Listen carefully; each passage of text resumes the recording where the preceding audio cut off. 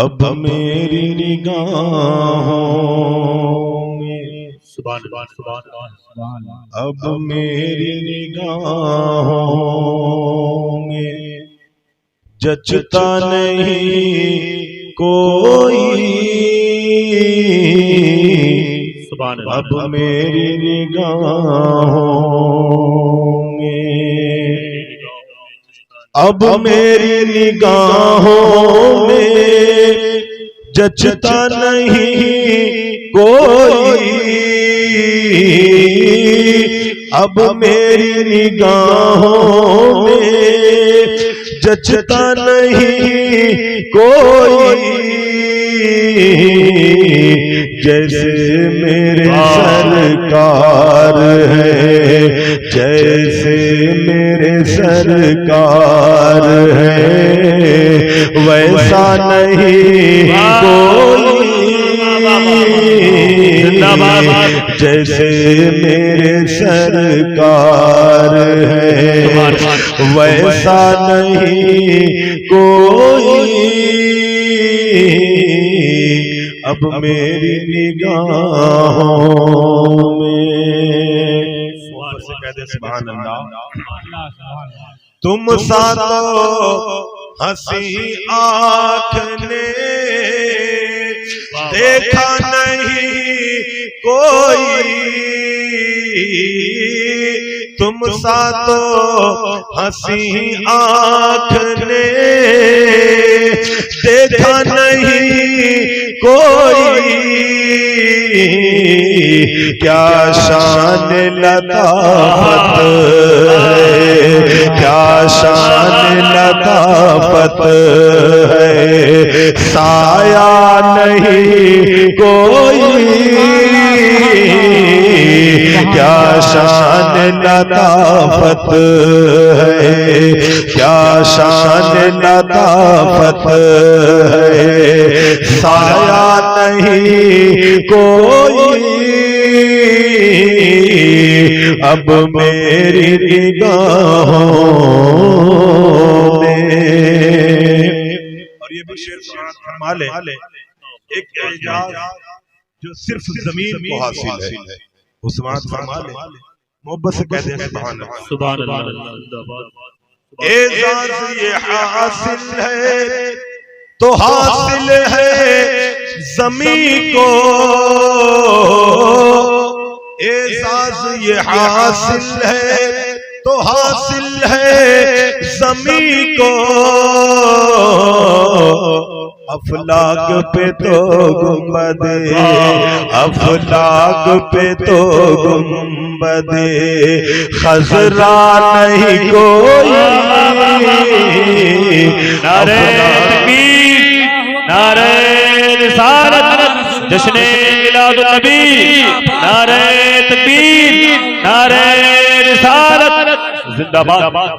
اے ظرف نظر دیکھ مگر دیکھ ادب سے، اے ظرف نظر دیکھ مگر دیکھ ادب سے، سرکار کا جلوہ ہے، سرکار کا جلوہ ہے، تماشا نہیں کوئی، سرکار کا جلوہ ہے، تماشا نہیں کوئی، سرکار کا جلوہ ہے۔ اور آج ہم اور آپ ایسے محبوب کی ذکر کی محفل میں بیٹھے ہیں کہ اس محفل میں بیٹھنے والا اگر کوئی جائز مراد لے کر کے آئے تو اللہ اس ذکر کے صدقے اس کی مرادوں کو پورا فرما دیا کرتا ہے۔ شاعر کہتا ہے کہ ہوتا ہے جہاں ذکر محمد کے کرم کا، ہوتا ہے جہاں ذکر محمد کے کرم کا، اس بزم میں محروم، اس بزم میں محروم، تمنا نہیں کوئی اس بزم میں محروم، تمنا نہیں کوئی اب میری نگاہوں میں۔ درود پاک پڑھ لیں صلی اللہ علیہ وسلم۔ درود و سلام متعلق ایک بات سماعت فرما لیں۔ ایک کتاب ہے جس کا نام دلائل الخیرات، لکھنے والے حضرت علامہ سلیمان جزولی علیہ الرحمہ جو شہر مراکش کے رہنے والے ہیں۔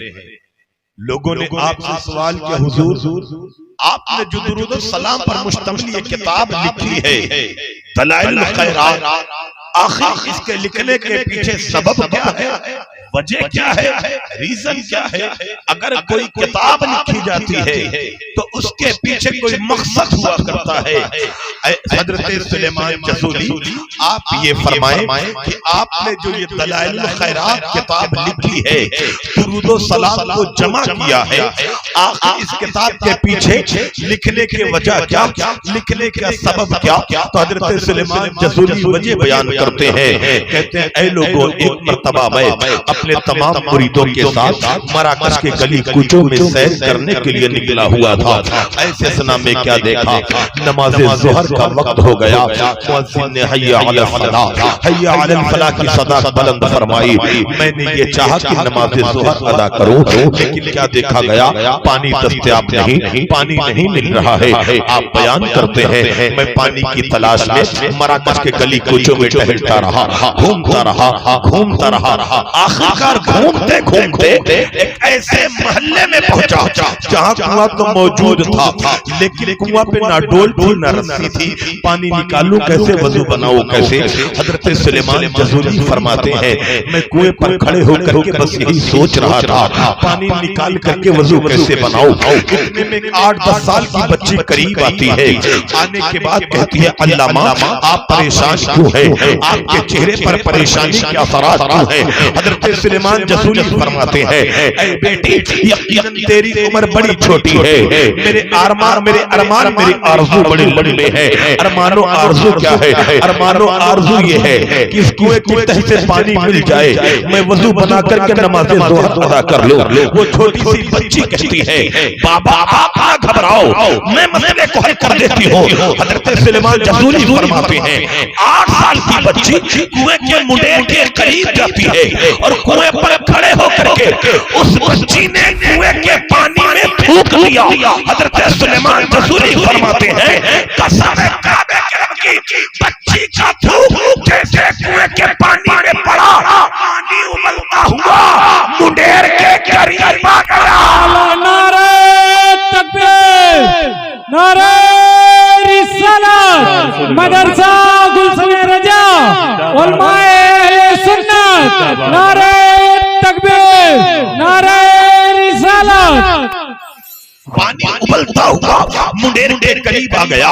حضرت سلیمان جزولی آپ کے رفقا آپ کے تمام ساتھی وضو بناتے ہیں، نماز ظہر پڑھتے ہیں، بٹیا اپنے مکان میں چلی گئی۔ حضرت سلیمان جزولی نماز ظہر پڑھنے کے بعد اپنے تمام محبوں اپنے تمام مریدوں کو ساتھ لیتے ہیں، دروازے پر آئے اس لڑکی کے جس کی تھوک سے پانی ابل گیا تھا، دروازے پر دستک دیتے ہیں، اندر سے آواز آئی کون؟ کہا بیٹی سلیمان جزولی تیرے دروازے پر سائن بن کر کے آیا ہے، اے بیٹی اس خدا کا واسطہ جس کی تو عبادت کرتی ہے، اس رسول محتشم کا واسطہ جس کی تو شفاعت کی امیدوار ہے، اے بیٹی یہ بتا تیری عمر بڑی چھوٹی ہے، تیری عمر بڑی کم ہے، لیکن کمال ایسے کرتی ہے اگر ٹھنڈے پانی میں تھوک دو تو پانی ابل جایا کرتا ہے، پانی جوشیلا ہو جایا کرتا ہے، بیٹا یہ کمال آیا کہاں سے؟ بچی جواب دیتی ہے اے سلیمان جزولی سنو، اگر آپ نے ان عظیم ہستیوں کا واسطہ نہ دیا ہوتا تو میں اس راز سے پردہ نہ اٹھاتی، اگر آپ نے عظیم ہستیوں کا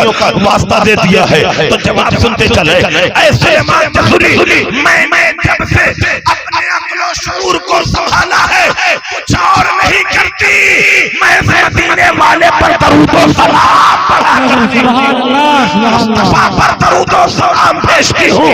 قسم کعبے کے رب کی، نبی پر درود پڑھنے کی برکت یہ ملی، اگر ٹھنڈے پانی میں تھوک دو تو پانی ابل جایا کرتا ہے، کسی کے لیے دعا کر دو خدا دعا قبول کر لیا کرتا ہے۔ مسلمانوں مجھے کہنے دیا جائے، اگر درود ٹھنڈے پانی کو ابال دیا کرتا ہے تو درود و سلام مرجھائے ایمان میں جان پیدا کر دیا کرتا ہے، مرجھائے ایمان کو تقویت دے دیا کرتا ہے۔ شیخ عبدالحق محدث دہلوی فرماتے ہیں اگر تم یہ چاہتے ہو کہ تمہارا ایمان مضبوط ہو، تمہارا رشتہ اپنے نبی سے پکا ہو، تو مصطفیٰ جان رحمت پر درود و سلام پڑھیں، بولے سبحان اللہ۔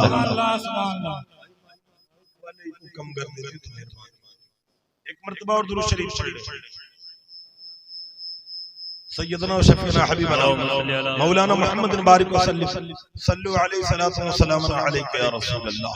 تو آج ہم یہاں پر بیٹھ کے مصطفیٰ پر درود و سلام پڑھ رہے ہیں اور اپنا رشتہ محبت نبی عظیم وقار کی بارگاہ میں ظاہر کر رہے ہیں، کیونکہ نبی عظیم وقار نے ارشاد فرمایا دنیا میں جو جس قدر درود و سلام کا ورد کرے گا جنت میں وہ اتنا ہی زیادہ قریب رہے گا۔ سبحان اللہ۔ عزیزان وقار تو درود پاک ایک ایسا وظیفہ ہے کہ اللہ کے نیک بندے اور محدثین بیان کرتے ہیں اگر تم چاہتے ہو کہ تمہاری بیٹیاں تمہارے بیٹے پاک دامن رہیں تو انہیں درود و سلام کا عادی بنا دو، سبحان اللہ۔ اگر تم چاہتے ہو کہ تمہارے مکان میں برکتوں کا نزول ہو تو درود پاک کا عادی، درود پاک کا مکانوں میں ورد کیا کرو۔ اگر خواتین چاہتی ہیں کہ میرا شوہر مجھ سے محبت کرے اور میرا احترام کرے تو اس کے لیے لازم و ضروری ہے کہ وہ کھانا بناتے وقت گانا نہ گائے، درود پڑھے، درود پڑھ کر کے کھانا بنائے۔ اللہ درود کی برکت سے تیرے شوہر کے دل میں تیرے لیے محبت پیدا کر دے گا۔ سبحان اللہ۔ درود بے پناہ فائدہ مند چیز ہے، ذکر ہے، اور ایسی ذکر ہے کہ اللہ کے نبی فرماتے ہیں کہ یہ تو قبول ہی قبول ہوتی ہے، سبحان اللہ۔ سبحان اللہ۔ کسی اور عمل کے بارے میں گارنٹی نہیں کہ قبول ہو کہ نہ قبول ہو، لیکن پیغمبر فرماتے ہیں تم ادھر درود پڑھتے ہو، وہ درود تمہارے نام اور تمہارے باپ کے نام کے ساتھ میری بارگاہ میں پیش کر دیا جاتا ہے، سبحان اللہ۔ اور تمہارا درود مجھ تک پہنچتا ہے۔ آقا اگر کسی نے فرضاً پڑھا، رسماً پڑھا، رواجاً پڑھا، صرف زبان سے پڑھا تو درود کیا ہوتا ہے؟ پیغمبر فرماتے ہیں اگر کسی نے فرضاً پڑھا، رسماً پڑھا، رواجاً پڑھا، صرف زبان سے پڑھا تو درود سن کر کے قبول کر لیتا ہوں، اور اگر کوئی محبت سے پڑھتا ہے تو مدینے میں بیٹھ کر کے جواب بھی دیا کرتا ہوں، مدینے میں بیٹھ کر کے جواب بھی دیا کرتا ہوں۔ اعلیٰ حضرت فرماتے ہیں دور نزدیک کے سننے والے وہ کانے لالے کرامت لاکھوں سلام۔ ہمارے آقا ہمارے آپ کے درود و سلام کو سنتے ہیں، یہ عقیدہ ذہن میں بٹھا کر کے پورا مجمع پوری بیداری اور ذمہ داری کے ساتھ ایک مرتبہ با آواز بلند درود شریف پڑھ لے۔ صلی اللہ تعالی علیہ وسلم، صلاۃ و سلام علیہ صلی اللہ تعالی علیہ وسلم۔ عزیزان وقار یہاں کے نوجوان مبارکباد کے قابل ہیں۔ آج جہاں لوگ اپنی گاڑی کمائی سے ناچو نوٹنکی کا اہتمام کرتے ہیں، وہیں نوجوانوں نے اپنی گاڑی کمائی اور محنت و مشقت کر کے مصطفیٰ جان رحمت کے ذکر کی محفل کا انعقاد کیا ہے۔ آؤ میں بتاتا چلو یہ ذکر کی محفل کوئی عام محفل نہیں، بلکہ اس ذکر کی محفل کے صدقے اللہ لاکھوں لوگوں کے بگڑے ہوئے کام کو بنا دیا کرتا ہے۔ آپ جانتے ہیں تعبیر الرؤیا کی کتابوں میں آیا، اگر کسی نے ذرا دیکھے میلاد کی برکت کیا ہوتی ہے، تعبیر الرؤیا کی کتابوں میں لوگوں نے لکھا اگر کسی نے خواب میں ربیع الاول شریف کو دیکھا تو اس کی تعبیر یہ ہے کہ اللہ رب العزت اگر وہ بیمار ہے تو اسے اچھا کر دے گا، سبحان اللہ۔ اگر کسی نے خواب میں ربیع الاول شریف کو دیکھا تو تعبیر الرؤیا کے راوی بیان کرتے ہیں کہ اگر وہ انسان بے اولاد ہے تو اللہ اسے نیک صالح اولاد اولاد عطا فرما دے گا۔ اگر کسی نے خواب میں ربیع الاول شریف کے مہینے کو محسوس کیا تو اس مہینے کی خواب میں محسوس کرنے کی برکت یہ ہے کہ اگر اس کے پاس کوئی اولاد نرینہ نہیں تو خدا اسے بیٹا عطا فرما دے گا۔ اگر کسی کو خواب میں ربیع الاول شریف ملا تو تعبیر الرؤیا کے راوی بیان کرتے ہیں کہ اے لوگوں، اگر کسی نے خواب میں ربیع الاول شریف کو دیکھا اور اس پر ظلم و ستم ہو رہا ہے تو وہ سمجھ جائے کہ اس کے لیے بشارت ہے کہ ظلم کی راتیں ختم ہونے والی ہیں۔ مجھے کہہ لینے دیا جائے مسلمانوں، اگر کسی کو خواب میں ربیع الاول مل جائے تو اتنی برکت اللہ دیا کرتا ہے، تو ذرا سوچ جسے جاگتے ربیع الاول شریف مل جائے خدا اسے کتنی برکتیں دے گا، اللہ اس پہ کتنا کرم نازل فرمائے گا، خدا کی کس قدر کرم نوازی ہوگی۔ حضرت عزیزادے وقار تفسیر روح البیان میں حضرت اسماعیل حق کی بیان کرتے ہیں کہ اگر کسی نے اپنے مکان پر میلاد النبی منعقد کیا، نبی عزیز وقار کی میلاد کا انعقاد کیا، تو سن لو 1 سال تک اللہ کی رحمت کے فرشتے، اللہ رب العزت کی رحمت کے فرشتے وہاں پر آیا کرتے ہیں، اور 1 سال تک خدا کی رحمت کا نزول اس جگہ پر ہوا کرتا ہے۔ نوجوانوں، تم نے ایسی محفل منعقد کی ہے کہ کل کو یہ محفل نہ ہو پھر بھی خدا کی رحمت یہاں نازل ہوتی رہے گی، خدا کی برکت اس محلے پر اترتی رہے گی۔ آؤ میں بتاؤں پیغمبر اسلام کے دیوانوں، یہ میلاد منانے پر اللہ کس قدر اجر عطا فرمایا کرتا ہے۔ ایک صحابی رسول جن کا نام حضرت ابو درداء ہے، نبی عزیز وقار صلی اللہ تعالی علیہ وسلم کی بارگاہ میں حاضر ہوئے، پیغمبر اسلام نے ارشاد فرمایا ابو درداء آؤ چلو عامر انصاری کے مکان پہ چلتے ہیں۔ پیغمبر اسلام کے ساتھ حضرت ابو درداء جناب عامر انصاری کے مکان پہ جا رہے ہیں۔ دن ہے سوموار کا، حضرت عامر انصاری اپنے مکان میں اپنے گھر میں اپنے بچوں کو لے کر کے بیٹھے ہیں اور بیٹھ کر کے مصطفیٰ کی میلاد پڑھ رہے ہیں۔ بولے سبحان اللہ، وہ عمل کر رہے ہیں جو عمل ہم یہاں کر رہے ہیں۔ حضرت عامر انصاری اپنے بچوں کو لے کر کے مصطفیٰ جان رحمت کی میلاد پڑھ رہے، آقا کریم کے آنے کا تذکرہ کر رہے ہیں۔ ایسے اسنا میں جب حضرت عامر انصاری اس جملے پر پہنچے کہ اے میرے بچوں، آج ہی کے دن آمینہ کے لال اس خانے گیتی پر تشریف لائے، فوراً مصطفیٰ جان رحمت حضرت عامر انصاری کے مکان میں جلوہ گر ہو گئے۔ سبحان اللہ، جلوہ گر ہو گئے۔ میرے نبی نے حضرت عامر انصاری کے عمل کو دیکھا، اتنے میں جبریل آتے ہیں، یا رسول اللہ اپنے اس غلام سے فرما دے کہ ان کے اس عمل پر اللہ رب العزت نے اپنی رحمت کے دروازے ان کے مکان میں کھول دیے ہیں اور ان کے مکان میں رحمتوں کا نزول ہو رہا ہے۔ پھر جبریل آگے عرض کرتے ہیں پیغمبر انہیں یہ بھی بشارت دے دے کہ اللہ رب العزت کے ملائکہ ان کے لیے دعائیں مغفرت کر رہے ہیں۔ اے مسلمانوں، ہم گنہگار ہیں، ہم پاپی ہیں، ہم مجرم ہیں، ہم گناہ کرنے کے لاکھوں طریقے جانتے ہیں لیکن معاف کروانے کا ایک بھی طریقہ ہمیں پتہ نہیں۔ نبی عزیز وقار کا حدیث سے پتہ چلا کہ جب کوئی گنہگار نبی کی میلاد میں آتا ہے نا تو اس کے لیے دعائیں مغفرت کوئی کرے نہ کرے اللہ کی فرشتے کیا کرتے ہیں، خدا کے ملائکہ کیا کرتے ہیں، اور اللہ اپنے ملائکہ کی دعاؤں کو قبول فرمایا کرتا ہے۔ یقیناً نبی کی حدیث سے پتہ چلا کہ میلاد منعقد کر کے، میلاد سجا کر کے ان نوجوانوں نے اللہ کی رحمت کو دعوت دی ہے۔ بولے سبحان اللہ، خدا کی رحمتیں نازل ہو رہی ہیں، اور ساتھ ہی ساتھ یہ بھی پتہ چلا کہ مصطفیٰ جان رحمت کے ذکر کے بدلے صدقے خدا ہمارے گناہوں کو معاف کر رہا ہے، کیونکہ ہمارے گناہوں کی معافی کی دعا ہمارے حق میں اللہ کے فرشتے کر رہے ہیں۔ اللہ کے فرشتے کر رہے ہیں۔ اور ایک حدیث مبارکہ سنا، حضرت امیر معاویہ بیان کرتے ہیں پیغمبر اسلام صلی اللہ تعالی علیہ وسلم مسجد نبوی میں تشریف لے گئے۔ نبی عزیز وقار نے دیکھا کہ صحابہ بیٹھ کر کسی بات پر ذکر کر رہے، کسی بات پر تذکرہ کر رہے۔ مصطفیٰ جان رحمت نے پوچھا میرے صحابہ کیا کر رہے ہو؟ اب کوئی نبی کے پوچھنے کو یہ نہ سمجھے کہ میرے آقا کو پتہ نہیں تھی، پیغمبر کو خبر نہیں تھی کہ کیا کر رہے ہیں۔ ذرا غور کریں، حدیث سنیں۔ حضرت ام حارثہ نبی ذی وقار کی بارگاہ میں حاضر ہوئی، حاضر ہونے کے بعد عرض کرنے لگی یا رسول اللہ، میرا لاڈلا بیٹا حارثہ شہید ہو گیا، پیغمبر اگر وہ جنت میں مجھے بتائیں میں صبر کر لیتی ہوں، اگر وہ جنت میں نہیں تو مجھے اپنے بیٹے پر رو لینے دیں۔ میرے نبی نے مسکرا کر کے فرمایا اے ام حارثہ، خدا کی بے شمار جنتیں ہیں اور تیرا بیٹا جنت میں اعلیٰ مقام پر ہے۔ سبحان اللہ، اعلیٰ مقام پر ہے۔ جنت کہاں ہے؟ 7 آسمانوں کے اوپر۔ مصطفیٰ جان رحمت کہاں ہے؟ زمین پر۔ پیغمبر اسلام زمین پر رہ کر کے 7 آسمانوں کے اوپر جنت ہے اور جنت کی خبر ام حارثہ کو دے رہے ہیں۔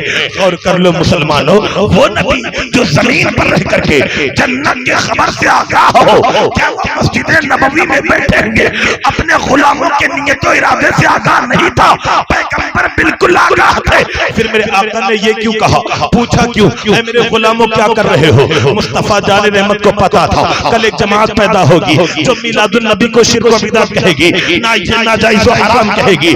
اے میرے غلاموں، میں تم سے سوال کروں گا، تم جواب دو گے، پھر میں اس کی تصدیق کر دوں گا اور قیامت تک میری یہ تصدیق میرے عاشقوں کے لیے دلیل بن جائے گی، میرے عاشقوں کے لیے دلیل بن جائے گی۔ پیغمبر اسلام نے پوچھا اے میرے غلاموں کیا کر رہے ہو؟ نبی ذی وقار کے غلام تمام صحابہ عرض کرنے لگے یا رسول اللہ، ہم یہاں پر اللہ کا شکر اس بات پہ ادا کر رہے ہیں کہ خداوند قدوس نے آپ کو ہمارے درمیان آخری نبی بنا کر کے بھیجا ہے۔ بولے سبحان اللہ، آخری نبی بنا کر کے بھیجا ہے، آپ کو ہمارے درمیان رسول بنا کر کے بھیجا ہے، اس بات پر اللہ کا شکر ادا کر رہے۔ میرے نبی نے ارشاد فرمایا اے میرے غلاموں، جو باتیں تم بتا رہے ہو کیا اس بات پر قسم اٹھا سکتے ہو؟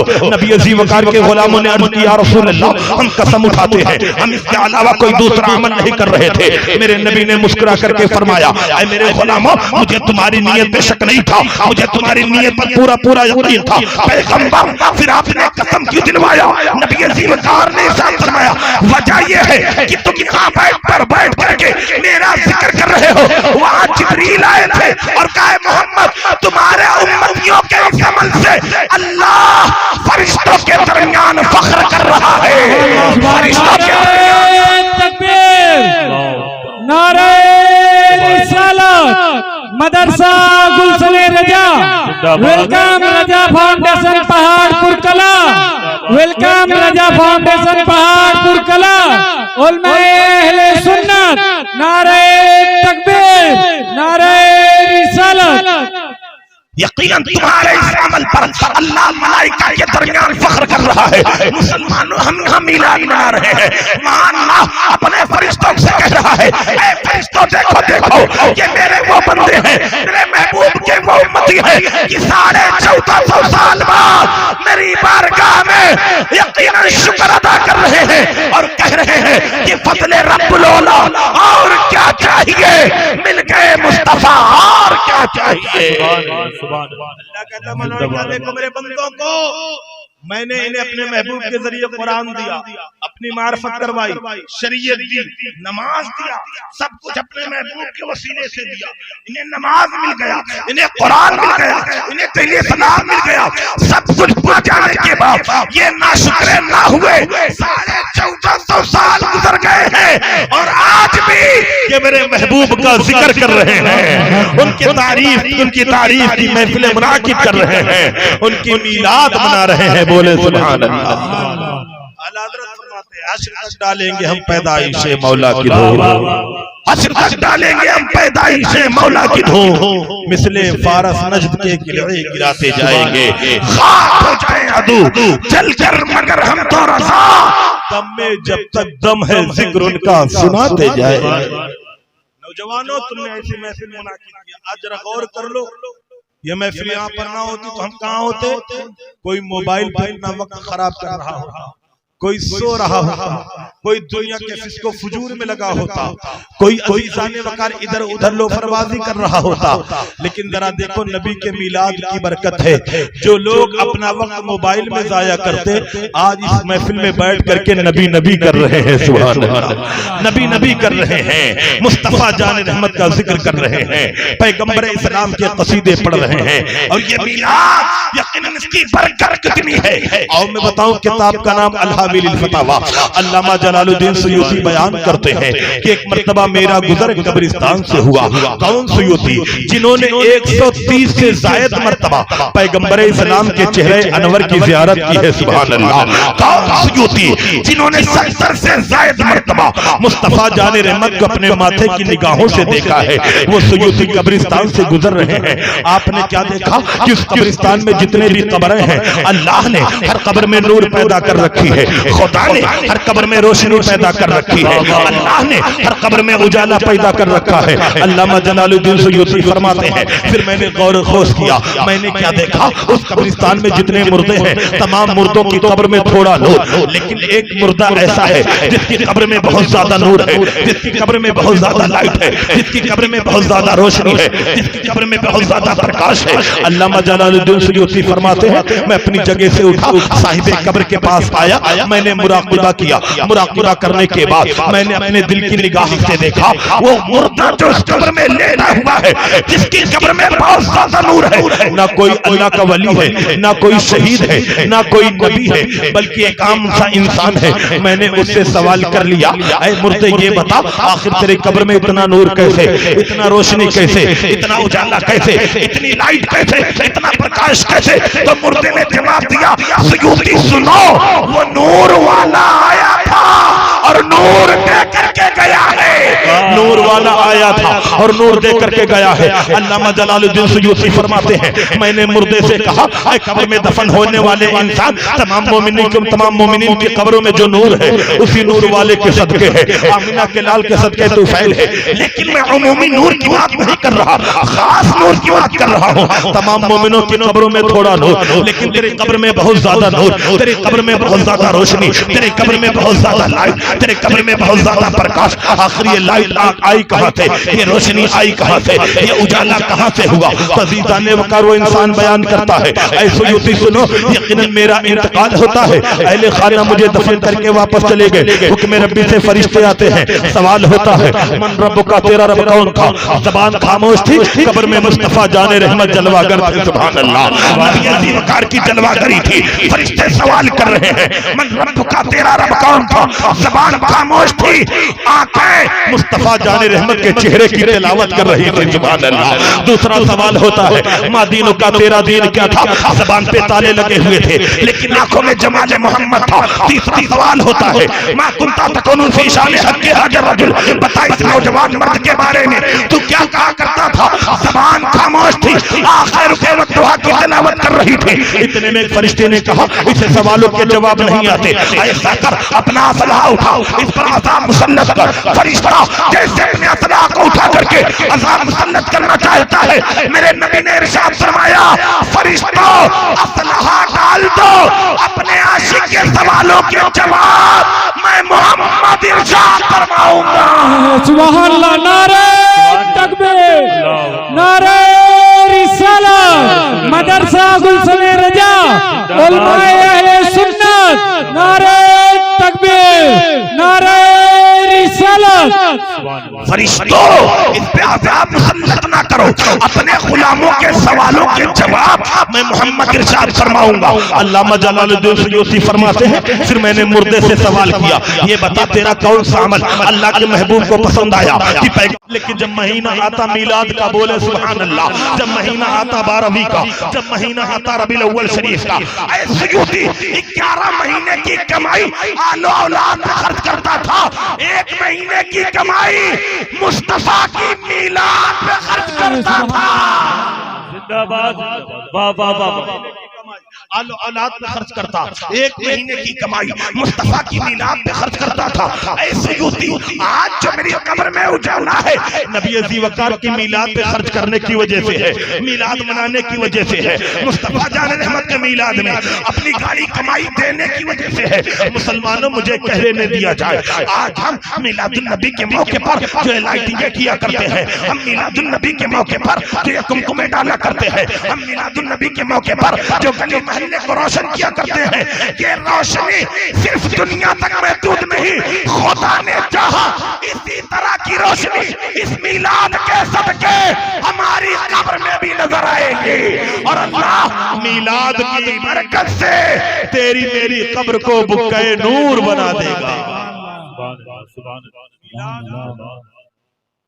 یہ اللہ کے محبوبین بندوں کا کام ہے.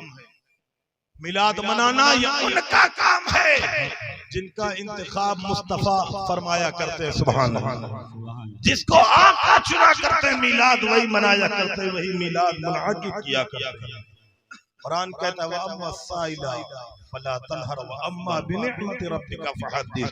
محبوب کوئی سائل، کوئی مانگنے والا، کوئی بھکاری جب تمہاری چوکھٹ پہ آ جائے تو اسے جھڑکو نہیں، یقیناً اسے جھڑکو نہیں، اسے دے کر کے بھیجو. وَأَمَّا بِنِعْمَةِ رَبِّكَ فَحَدِّثْ. اور اپنے رب کی نعمتوں کا خوب خوب چرچا کیا کرو. سبحان اللہ. مسلمانوں آج کچھ لوگ کہا کرتے میلاد کیوں مناتے ہو؟ ہم نے کہا قرآن کہتا ہے وَأَمَّا بِنِعْمَةِ رَبِّكَ فَحَدِّثْ. اللہ جب نعمت دے تو اس نعمت کا چرچا کرو، اور چرچا مکان میں بیٹھ کر کے نہیں ہوتا. چرچا جب بھی ہوگا تو جلسہ میں ہوگا، جلوس کی شکل میں ہوگا، لوگوں کے درمیان آ کر کے چیخ چیخ کر کے بتلایا جائے گا. لوگوں اگر ہماری نظر میں کوئی نعمت عظما ہے تو ہمارے اور آپ کے آقا جناب محمد رسول اللہ ہے. اللہ نے مصطفیٰ کی صورت میں ہمیں اور آپ کو نعمت عظما دے رکھی ہے، اور میلاد منا کر کے اس نعمت عظما کا چرچا کیا کرتے ہیں. سبحان اللہ. زندہ باد. مصطفیٰ جان رحمت نعمت بن کر کے آئے. کس دور میں آئے، کب آئے، غور کر لو. عزیزان وقار میلاد کی برکت بیان کروں تو بہت سارا وقت درکار ہے، لیکن چند باتیں سیرت کی بھی متعلق سماعت فرما لے. ایک مرتبہ محبت سے درود شریف پڑھ لیں. صلی اللہ تعالی علیہ وسلم. صلاۃ و سلام علیک یا رسول اللہ صلی اللہ تعالی علیہ وسلم. ذرا غور کرو یہ نعمت کب آئی، اللہ نے اس نعمت کو کب نازل فرمایا، خدا نے یہ نعمت کب بھیجی. ذرا غور کر لو مسلمانوں. اللہ رب العزت نے حضرت عیسیٰ کے بعد 500 سال سے زائد یقیناً کسی نبی کو نہ بھیجا، کوئی نبی اس خانہ گیتی پر تشریف نہ لایا. اس سے پہلے کے جتنے بھی انبیاء آئے ایک موجود ہوتا کہ اللہ دوسرا نبی بھیج دیتا. حضرت آدم موجود تھے، خدا نے سیس کو بھیج دیا. حضرت ابراہیم موجود تھے، اللہ نے اسماعیل کو بھیج دیا. حضرت موسیٰ موجود ہیں، خدا نے ہارون کو بھیج دیا. کسی کہنے اعلیٰ حضرت فرماتے ہیں سب چمک والے اجلوں میں چمکا کیے، سب چمک والے اجلوں میں چمکا کیے، اندھے شیشوں میں چمکا ہمارا نبی. قرن بدلی رسولوں کی ہوتی رہی، تاج بدلی سے نکلا ہمارا نبی. عزیزان وقار پیغمبر اسلام کے دیوانوں، یقیناً 500 سال تک اللہ نے نبیوں کی ذات سے زمین کو خالی رکھا. اب انسان کے ذہن و فکر کا انداز بدل گیا، سوچنے کا طریقہ بدل گیا، انسان کے زندگی جینے کا طور و طریقہ تبدیل ہو گیا. یہ انسان تو ضرور تھا لیکن اس کے ذہن و فکر پر وحشت و درندگی چھا گئی تھی. انسان ہونے کے ساتھ ساتھ جانوروں جیسا سلوک و رویہ کر رہا تھا. بچیاں زمین کے نیچے دفن کی جا رہی تھیں، ماؤں کو منڈیوں میں بیچا جا رہا تھا. اگر کسی کے باپ کا انتقال ہو جاتا تو لوگ ماؤں سے بیاہ کر لیا کرتے تھے. ایسا خونخوار دور آ گیا تھا. ایک بھائی دوسرے بھائی کے خون کا پیاسا تھا. چھوٹی چھوٹی باتیں عزیزان وقار، چھوٹی چھوٹی باتوں کی وجہ سے کئی 100 سال تک جنگیں ہوا کرتے تھے. کسی کا اونٹ آگے نکل جائے تو دوسرے سے جھگڑے پر آمادہ ہو جاتا، اور پھر وہ جھگڑا 100-150 سال تک اس کی نسلوں میں اسی طرح جاری اور ساری رہتا. ایسے پرفتن دور میں پیغمبر اسلام صلی اللہ تعالی علیہ وسلم شانتی دودھ بن کر کے تشریف لاتے ہیں. مصطفیٰ جان رحمت محبت کا چراغ لے کر کے اس خانہ گیتی پر جلوہ گر ہوتے ہیں، جب بچیاں زمین کے نیچے دفن کی جا رہی تھی اور لوگ اپنی بیٹی کسی کو دینے کے لیے تیار نہ ہوتے، بھائی بہن کی گردن کو کاٹ رہا تھا، باپ بیٹی کی گردن پہ پاؤں رکھ کر مڑوڑ رہا تھا، ایسے طرح میں میرے نبی کی آمد ہوتی ہے۔ پیغمبر اسلام نے ان ظالمانہ رواجوں کو دیکھ کر کے فرمایا، مصطفیٰ جان رحمت نے صرف زبان سے نہیں بلکہ اپنے کردار سے احتجاج شروع کیا۔ جس دور میں بچیاں دفن کی جا رہی تھی، اس ایسے آسنا میں میرے آقا اپنی کالی کملی بچھا کر کے اپنی بیٹی فاطمہ کا استقبال کر رہے تھے اور کہہ رہے تھے، دنیا والوں تم بیٹیوں کو دفن کر رہے ہو، لیکن میں محمد ارشاد کرتا ہوں کہ میری بیٹی فاطمہ میرے جگر کا ٹکڑا ہے، میرے جگر کا ٹکڑا ہے۔ جب بیٹیاں دفن کی جا رہی تھی تب پیغمبر اسلام نے لوگوں کے سینوں میں بیٹیوں کی عظمت پیدا کرنے کے لیے ایسی فضیلت ان بچیوں کو عطا فرمائی کہ ویسی فضیلت اپنے بیٹوں کے متعلق کہیں نہیں پڑھی۔ پیغمبر ارشاد فرماتے ہیں، اے دنیا کے ظالموں، ان بچیوں کو زمین میں نہ دفن کرو، ان بچیوں کو موت کے گھاٹ نہ اتارو۔ میرے پیغمبر نے ارشاد فرمایا، اگر خدا نے کسی کو ایک سے زائد بیٹیاں دے رکھی ہیں اور اس انسان نے ان کی خیر و عافیت کے ساتھ نکاح کر دیا تو میرے پیغمبر ارشاد فرماتے ہیں وہ جنت میں میرے ساتھ اس طرح رہے گا جس طرح آپس میں یہ دو انگلیاں رہا کرتی ہیں۔ سبحان اللہ، اس طرح وہ جنت میں میرے ساتھ رہے گا۔ غور کرو، جو قوم اپنی بیٹیاں زمین میں دفن کرنے والی تھی، مصطفیٰ نے اس کے سینے میں اس قدر بیٹی کی محبت ڈالی، اس قدر بیٹی کی محبت ڈالی۔ اگر آج بیٹی چارپائی سے گر جائے تو باپ کا کلیجہ پھٹ جایا کرتا ہے، ماں کی ممتا امڑایا کرتی ہے اور دوڑ کر کے اپنی بچی کو اپنے کلیجے سے لگا کر کے چوم رہا ہوتا ہے۔ مسلمانوں، آج ہمارے سماج میں جو بچیوں کو عزت ملی ہے یہ مصطفیٰ جان رحمت کے آنے کی وجہ سے ملی ہے، نبی کے میلاد کی برکت سے ملی ہے، مصطفیٰ جان رحمت کی جلوہ گری کی وجہ سے ملی ہے۔ ذرا غور تو کر لو، جس برائی کے خاتمے کے لیے پیغمبر اسلام تشریف لائے تھے، آج وہی برائیاں ہمارے درمیان سر سے سر اٹھاتی ہوئی نظر آ رہی ہیں۔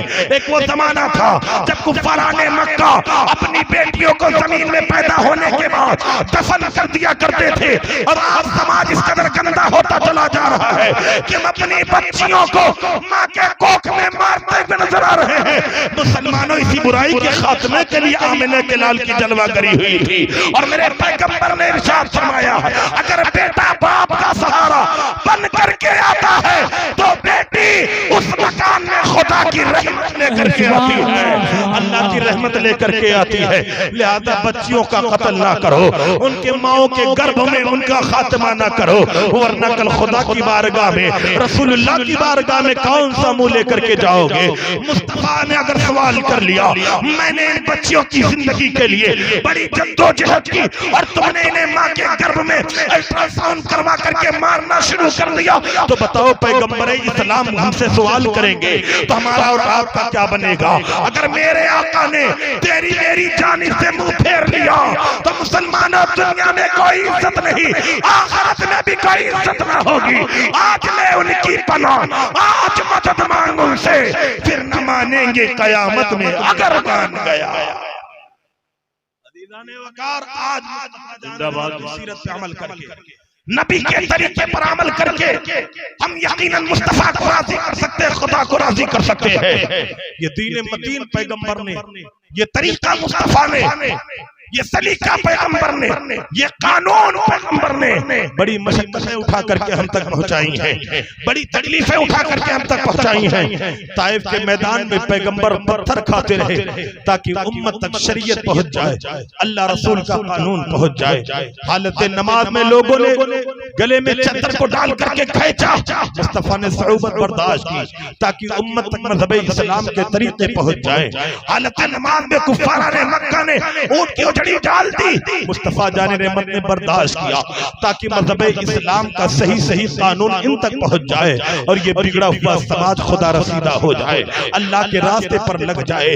لیکن جس برائی کی خاتمے کے لیے پیغمبر تشریف لائے تھے، آج وہ برائیاں ہمارے درمیان پھر آ رہی رہی ہیں۔ اے مسلمانوں اس میلاد کے صدقے اور آج اس محفل میں یہ عہد کرو کہ مصطفیٰ جان رحمت جن برائیوں کا خاتمہ کرنے کے لیے آئے تھے ہم ان برائیوں سے پرہیز کریں گے، اور میرے نبی نے جو نیک رستہ بتایا ہے ہم اس پر عمل کر کے خدا رسول کو راضی کریں گے۔ سبحان اللہ۔ آج کا نوجوان پھر ماں باپ سے بدتمیزیاں کر رہا ہے، بدسلوکیاں کر رہا ہے۔ عزیزان وقار ذرا دیکھو تو صحیح، مکہ کی سرزمین ہے، ایک صحابی چوراہے سے گزرتے تو کھڑے ہو کر کے زاروں قطار رونے لگے۔ کسی پوچھنے والے نے پوچھا یہ بتاؤ کیوں رو رہے ہو؟ تو عزیزان وقار وہ بیان کرتے ہیں یہی وہ چوراہا ہے جہاں میں نے دیکھا ایک نوجوان ایک بوڑھی عورت کے گردن میں رسی ڈال کر کے جانوروں کی طریقے سے گھسیٹ رہا تھا۔ میں نے اس نوجوان سے سوال کیا اے نوجوان یہ بتا یہ عورت ہے کون؟ کیا یہ عورت تیری لونڈی ہے؟ کیا یہ عورت تیری نوکرانی ہے؟ کیا یہ عورت تیری خادمہ ہے؟ تو اس نوجوان نے کہا اے پوچھنے والے یہ عورت نہ میری لونڈی لگتی ہے، نہ نوکرانی لگتی ہے، نہ خادمہ لگتی ہے۔ پھر میں نے اس سے سوال کیا تھا اگر یہ تیری لونڈی نہیں، اگر یہ تیری نوکرانی نہیں، اگر یہ تیری خادمہ نہیں تو یہ عورت ہے کون جس کے ساتھ تو جانوروں جیسا سلوک کر رہا ہے، جانوروں جیسا بیوہار کر رہا ہے؟ تو اس نوجوان نے کہا اے پوچھنے والے انسان یہ میری سگی ماں ہے جس کے کوکھ میں میں 9 مہینے رہا، دودھ کی شکل میں جس نے اپنا خون پلایا۔ وہ بیان کرتے کہ پھر میں نے اس سے سوال کیا اگر یہ تیری سگی ماں ہے تو جانوروں کے طریقے سے کہاں گھسیٹ کر لے کر کے جا رہے ہو، کہ اس پہ ظلم و ستم کر رہے ہو؟ تو اس نوجوان نے کہا اے پوچھنے والے شخص سن لے اب یہ عورت کمزور ہو گئی ہے، لاغر ہو گئی ہے، دوبھر ہو گئی ہے، میرے کسی کام کی نہ رہی، اسے منڈی میں لے جا کر کے بیچوں گا، چند سکے ملیں گے وہ یقیناً میرے کام کے ہوں گے۔ صحابہ بیان کرتے ہیں یقیناً میں نے جب اس انسان کے اس جملے کو سنا میری آنکھیں برسنے لگیں، یقیناً میری آنکھیں برسنے لگیں، اور وہ دن یاد آنے لگا کہ ایک وہ زمانہ تھا جب آمینہ کے لال کی جلوہ گری نہ ہوئی تھی، مصطفیٰ جان رحمت نہ آئے تھے، لوگ ماں کو منڈیوں میں بیچ رہے تھے، پھر خدا نے اپنے محبوب کو بھیجا، میرے نبی نے ارشاد فرمایا اے دنیا والو یہ ماں باپ منڈی میں بیچنے والی شے نہیں، اگر خدا نے ماں باپ کی صورت میں نعمت دے رکھی ہے انہیں راضی کر لو، خدا تمہیں جنت عطا کر دے گا، خدا تمہیں جنت عطا تکبیر، نعرہ رسالت، جشن عید میلاد النبی، جشن عید میلاد النبی، مدرسہ گلشن رجا، نعرہ تکبیر، نعرہ رسالت۔ صحابہ بیان کرتے ہیں ایک وہ زمانہ تھا جب لوگ ماؤں کو منڈیوں میں بیچ رہے تھے، پھر مصطفیٰ پیدا ہوئے، نبی نے ماؤں کی عظمت سینے میں پیدا کی، باپ کی تعظیم سینے میں پیدا کی۔ جو قوم ماؤں کو منڈیوں میں بیچنے کے لیے لے جا رہی تھی، میری نگاہ نے دیکھا کہ اسی قوم کا نوجوان اپنی بوڑھی ماں کو اپنے کندھے پر بٹھا کر کے حج کعبہ کرا رہا ہے، کعبے کا طواف کر رہا ہے۔ آج ہمارے دینوں میں جو عظمت والدین ہے یہ مصطفیٰ جان رحمت کے آمد کی وجہ سے ہے، نبی کے میلاد کی وجہ سے ہے۔ نمبر 1 کہ ہمیں اپنے بچیوں کی عزت و ناموس کی حفاظت کرنی ہے، اور نمبر 2 اپنے ماں باپ کی خدمت کرنی ہے، احترام کرنا ہے۔ اور ایک آخری بات سن لیں، محبت کے ساتھ درود شریف پڑھ لیں۔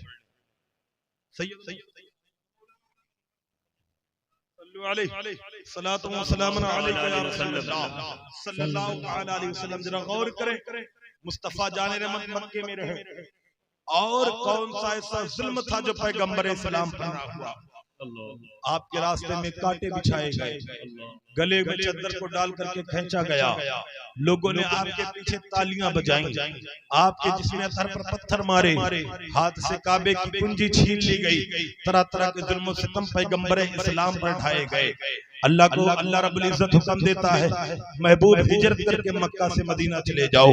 میرے آقا حضرت ابوبکر صدیق کو ساتھ لیتے ہیں، لے کر کے مدینہ منورہ میں جلوہ فرما ہوئے، اور چند سالوں کے بعد جب میرے آقا فتح مکہ کے وقت اپنے صحابہ کی جماعت کے ساتھ مکہ میں داخل ہوئے تو اہل مکہ کا برا حال تھا، لوگ تھر تھر کانپ رہے تھے، کیونکہ پیغمبر اسلام جب مکہ سے گئے تھے تو نبی کے ساتھ نبی تھے، اور خاص طور پہ حضرت ابوبکر بکر صدیق تھے، لیکن چند سالوں کے بعد جب پیغمبر اسلام فتح مکہ کے وقت مکہ کے اندر داخل ہو رہے ہیں تو 10,000 لشکر جرار آپ کے ساتھ ہے، پیغمبر اسلام کے ساتھ ہے، نبی ذی وقار کے 10,000 صحابہ فتح مکہ کے وقت نبی کے ساتھ مکہ میں داخل ہو رہے ہیں۔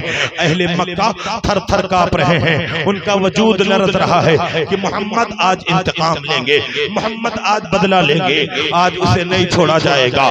جتنے نبی کے گلے میں چادر کو ڈال کر کے کھینچا تھا آج اسے معاف نہیں کیا جائے گا، جتنے پیغمبر کی گردن پر اونٹ کی جھڑی ڈالی تھی آج اسے نہیں بخشا جائے گا، جتنے معاذ اللہ محمد کے راستے میں کانٹے بچھائے تھے آج اسے نہیں چھوڑا جائے گا، جتنے پیغمبر اسلام پر ظلم و ستم کیا تھا۔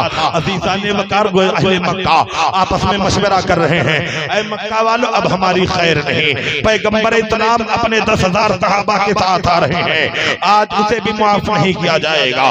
جس نے جناب سمیہ کی شرمگاہ میں برچی مار کر کے شہید کیا تھا آج اسے بھی نہیں چھوڑا جائے گا۔ جس نے جناب بلال کے منہ میں دہکتا ہوا انگارہ ٹھوسا تھا آج اسے بھی نہیں معاف کیا جائے گا۔ جس نے صحابہ کو دہکتے ہوئے شولوں پر لٹایا تھا، میرے آقا جب مکے میں داخل ہوئے اہل مکہ کی نظریں جھکی ہوئی ہیں، بدن لرز رہا ہے، ایک دوسرے کو شرمیلی نظر سے دیکھ رہے ہیں۔ مصطفیٰ جان رحمت شاہانہ انداز سے مکے کے اندر جلوہ فگن ہو گئے، تمام مکے والوں کی گردنیں جھکی ہوئی ہیں، وجود خوف سے کانپ رہا ہے۔ میرے نبی نے ان کے خوف کو دیکھ کر کے فرمایا، اے مکہ والو یہ بتاؤ میرے بارے میں تمہارا گمان کیا ہے، میرے بارے میں تم کیا سوچتے ہو؟ تمام مکہ والوں نے کہا، اے محمد آپ کریم ابن کریم ہے، بولے سبحان اللہ، اے محمد آپ کرم کرنے والے ہیں، اے محمد آپ معاف کرنے والے ہیں۔ میرے نبی نے ارشاد فرمایا، اے مکہ والو تم نے ظلم و ستم کے پہاڑ میرے سر پہ توڑے، مجھے تمہارا ایک ایک ظلم یاد ہے، لیکن دیکھو آج اگر تم نے محمد کو کریم جانا ہے تو جاؤ، میں نے اپنے کرم کا دریا بہایا، آج جو اپنے مکان کو بند کر لے گا میں محمد اسے امان دے دوں گا، سبحان اللہ۔ جو کعبے میں داخل ہو جائے گا اسے معاف کر دیا جائے گا۔ میرے نبی نے کرم کا کیسا دریا بہایا، کہا لوگوں ابو سفیان میرا کٹر دشمن ہے، آج جو ابو سفیان کے مکان میں پناہ لے لے گا میں محمد اسے بھی معاف کر دوں گا، اسے بھی معاف کر دوں گا۔ عزیزان وقار کریم نبی کے کرم کا دریا بہ رہا ہے، اہل مکہ اس دریا میں اپنے گناہوں کو دھل رہے ہیں۔ ایسے اتنا میں کیا دیکھا گیا، ایک نوجوان آتا نبی کے ہاتھ کو پکڑا، پیغمبر مجھے بھی معاف کر دے۔ مصطفیٰ جان رحمت اس نوجوان کے چہرے پر نظر ڈالتے ہیں، وہ آنے والا نوجوان وحشی بن حرب ہے جس نے جنگ احد کے موقع پر حضرت امیر حمزہ کو شہید کیا تھا۔ آقا کی بارگاہ میں آیا، مصطفیٰ آپ کے چچا کا قاتل ہو، آپ کے چچا کو بڑی بے دردی سے شہید کیا تھا، لیکن آج معافی مانگنے کے لیے آ گیا ہوں، اے کریم پیغمبر مجھے معاف کر دے۔ نبی نے وحشی بن حرب کی جانب اپنی نظریں اٹھائیں، آقا ساون بھادو کی طرح مصطفیٰ کی برس رہی تھی۔ میرے نبی نے روتے ہوئے کہا، اے وحشی بن حرب تیرا جرم بڑا تھا، لیکن آج نبی کی بارگاہ میں آ کر کے تو نے معافی مانگی، میں محمد تجھے بھی معاف کرتا ہوں، تیری بھی غلطی درگزر کرتا ہوں۔ ایک خاتون آتی ہے، چہرے پر نقاب پڑا ہے، مصطفیٰ جان رحمت کے ہاتھ پر ہاتھ رکھتی ہے، پیغمبر اسلام مجھے بھی معاف کرے، آقا میں بھی اپنی خطاؤں کی تلافی چاہتی ہوں، میں بھی اپنی غلطی معاف کروانے آ گئی۔ نبی نے اس خاتون کی بولی سنی، مصطفیٰ جان رحمت کی آنکھیں برسنے لگی، پیغمبر اسلام پھوٹ پھوٹ کر کے رونے لگے اور کہا خاتون تو کیا سمجھتی ہے کہ میں تجھے پہچان نہیں رہا؟ ارے تو ابو سفیان کی بیوی ہندہ ہے، ابو سفیان کی بیوی ہندہ ہے جس نے میرے چچا حضرت میرے حمزہ کی کھوپڑی کو توڑا تھا، ان کے سینے کو چاک کیا تھا، ان کے کلیجے کو نکالا تھا اور ان کی کھوپڑی میں شراب رکھا تھا، پھر ان کے کلیجے کو اسی شراب میں ڈبو کر کے کچا چبایا تھا۔ ارے تو وہ ہندہ ہے جس نے میرے چچا حضرت میرے حمزہ کے ہاتھ پیر کی انگلیوں کو کاٹ کر کے گلے کا ہار بنایا تھا۔ اے ہندہ تیرا جرم بڑا تھا، لیکن آج نبی کی بارگاہ میں تو معافی مانگنے آئی ہے تو میں تجھے معاف کر کے مرتبہ صحابیت عطا کرتا ہوں، کیا میں نے تیری غلطی معاف فرما دی ہے؟ جب آ گئی ہے جوش رحمت پہ ان کی آنکھیں جلتے بجھا دیے ہیں، روتے ہنسا دیے ہیں۔ نعرہ تکبیر، نعرہ رسالت۔ جشن میلاد النبی، جشن میلاد النبی، سرکار کی آمد، سرکار کی آمد، نعرہ تکبیر، نعرہ رسالت۔ لیکن مسلمانوں آج ہماری جہالت کا عالم کیا ہے؟ کھیت کا جھگڑا ہے، پھر وہ جھگڑا بچوں میں آیا، بچوں سے بڑوں میں منتقل ہوا۔ ہم اپنی نسلوں کو وصیت کر کے جاتے ہیں کہ فلاں کے ہاں سے رابطہ نہ رکھنا، تو بچے آپس میں لڑائی کرتے ہیں، وہ لڑائی بڑوں تک پہنچتی ہے، پھر وہ لڑائی نسلوں میں منتقل کر دی جاتی ہے۔ اسی برائی کے خاتمے کے لیے محمد تشریف لائے تھے، آقا تشریف لائے تھے، ہمارے مولا تشریف لائے تھے۔ آج ذرا سی بات پہ یقیناً فرقہ بندی، آج ذرا سی بات پہ گٹ بندی، آج ذرا سی بات پہ پارٹی بندی بنا کر کے بیٹھے ہوئے ہیں۔ اگر 50 گھر کا گاؤں ہے تو 5 پارٹیاں بنی ہوئی ہیں۔ مسلمانوں یقیناً یہ طریقہ تمہارا نہیں، تمہارا طریقہ یہ ہے کہ تم محمد کے غلاموں کو معاف کر دیا کرتے ہو، محمد کے وفاداروں کو معاف کر دیا کرتے ہو، تم اپنے مومنین کی خطائیں درگزر کر دیا کرتے ہو۔ غور کرو، ایک ہی ماں کے شکم سے 2 اولادیں پیدا ہوتی ہیں، ایک ہی خون دونوں کے جسم میں ہے، ایک ہی ماں کے دودھ کو پی کر کے دونوں جوان ہوئے، لیکن آج دشمنی کا یہ عالم ہے کہ نہ چھوٹا بڑے سے معافی مانگنے کے لیے تیار، نہ بڑا چھوٹے سے معافی مانگنے کے لیے تیار۔ نتیجہ یہ نکلا، عید کے روز لوگ خیروں کو تو مبارکبادی دیتے ہیں، لیکن اپنے سگے بھائی کے دروازے پر نہیں جاتے، اپنی سگی بیٹی کے دروازے پر نہیں جاتے، اپنی سگی بہن کے دروازے پر نہیں جاتے۔ مسلمانوں مصطفیٰ کا دستور تو یہ ہے کہ دشمنوں کو معاف کر دیا جائے، تم اپنوں کو معاف نہیں کرتے تو بتاؤ مصطفیٰ کی بارگاہ میں کون سا منہ لے کر کے جاؤ گے؟ کون سا چہرہ لے کر کے جاؤ گے؟ بیٹا باپ سے معافی مانگنے کے لیے تیار نہیں، بیٹیاں ماں سے تلافی کرنے کے لیے تیار نہیں۔ اس سماج میں خرابی نہیں آئے گی تو کس سماج میں آئے گی؟ یہ سماج سبحانی کی جانب نہیں جائے گا تو کس کی جانب جائے گا؟ اے نوجوانوں، اس میلاد النبی میں یہ عہد کرو کہ ہم دشمنی بھی اللہ کے لیے رکھیں گے، دوستی بھی اللہ کے لیے رکھیں گے۔ سبحان اللہ۔ اگر کوئی غلطی کرتا ہے تو ہم اس کی غلطی معاف کریں گے، کوئی معافی مانگتا ہے تو ہم اسے معاف کریں گے۔ اور کیوں معاف کریں گے؟ اللہ کے نبی نے ارشاد فرمایا، اگر تم یہ چاہتے ہو کہ اللہ تمہاری غلطیاں معاف کرے تو تم اللہ کے بندوں کی غلطیاں معاف کرنے لگ جاؤ۔ سبحان اللہ۔ تم خدا کے بندوں کی غلطیاں معاف کرو گے، خدا تمہاری غلطیاں معاف کر دے گا۔ دور پرفتن ہے پیارے، یقیناً اپنے مسائل اپنے درمیان میں بیٹھ کر کے رفع دفع کر لو۔ اگر کوٹو کچہری کے چکر تک تمہارے معاملات پہنچے تو ذلیل بھی ہوگے، تمہاری پونجی بھی ختم ہوگی۔ اولاً تو ایسا مرحلہ نہ آنا چاہیے کہ ہمارے درمیان فساد ہو، جھگڑا ہو، انتشار ہو۔ اگر کسی وجہ سے ہو بھی جائے تو بیٹھ کر کے صلح کر لینا چاہیے۔ مصطفیٰ جان رحمت نے اپنے چچا کے قاتل کو معاف کر دیا۔ سبحان اللہ۔ آج ہمارا جھگڑا تو اتنا بڑا نہیں ہوتا۔ یقیناً ہر مسائل کا نوارن ہے، ہر چیز میں اگر رستہ نکالا جائے تو رستہ بنتا ہے۔ تو اگر کبھی نا اتفاقی آ جائے تو کوٹو کچہری تک لے جانے سے پہلے بیٹھ کر کے مشورہ کر کے یہیں پہ رفع دفع کر لو۔ آپ کے بھی پیسے بچیں گے، آپ کے سامنے جو آپ کا بھائی ہے اس کا بھی پیسہ بچے گا، وقت بچے گا، اور آپ کا بھی وقت پیسہ بچے گا، اور ذلیل ہونے سے بچ جاؤ۔ میلاد النبی کے موقع پر یہ پیغام لے کر کے جائیں، تمام مومنین ایک دوسرے سے محبت اور پریم سے رہیں، مل جل کر کے رہیں، ماں باپ کا احترام کریں، بیٹیوں کی عزت کے محافظ بنیں۔ انہی چند کلمات خیر کے ساتھ یقیناً میں آپ سے ودا ہوتا ہوں۔